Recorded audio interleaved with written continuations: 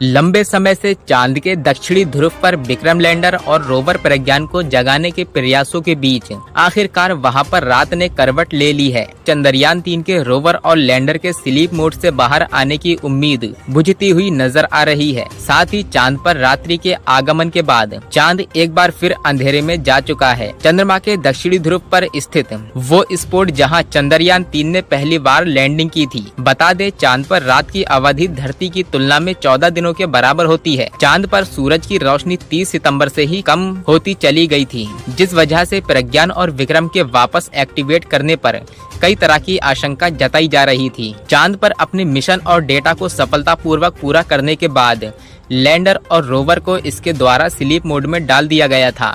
उस समय चांद पर रात की शुरुआत हुई थी। चांद पर रात के समय तापमान काफी कम होता है। ऐसा माना जा रहा था कि चांद पर 14 दिनों की रात की अवधि पूरी होने के बाद सूर्य उदय की मदद से विक्रम को फिर से एक्टिव मोड में लाया जाएगा। चंद्रयान 3 को निरंतर एक्टिवेट करने की कोशिशों में बेंगलुरु के साथ यूरोपियन स्टेशन कोरू और ई स्टार्क की ओर से भी हर संभव प्रयास किए गए हैं, मगर कोई भी प्रयास सफल नहीं रहा। भारत का मून मिशन चंद्रयान 3 ने चांद के दक्षिणी ध्रुव पर कदम रखने वाला दुनिया का एकमात्र देश बन गया है। ये पॉइंट मैंजिनस सी और सिप्लियस एन क्रेटर्स के मध्य में स्थित है, जो नॉर्थ लूनर पोल से लगभग 4200 किलोमीटर दूरी पर मौजूद है। चंद्रयान 3 के स्लीप मोड में जाते ही स्थिति खराब होती चली गई थी, जिसके बाद तब से लेकर अब तक प्रज्ञान और विक्रम दोबारा जागने में असफल रहे।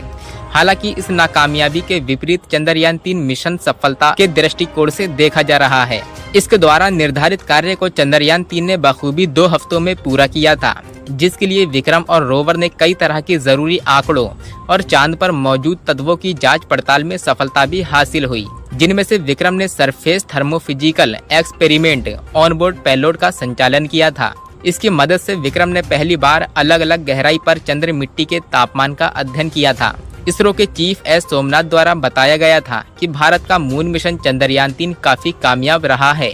यदि विक्रम और प्रज्ञान स्लीप मोड से बाहर नहीं आते हैं तो दोनों चंद्रमा पर भारत की सफलता का चिन्ह बने रहेंगे।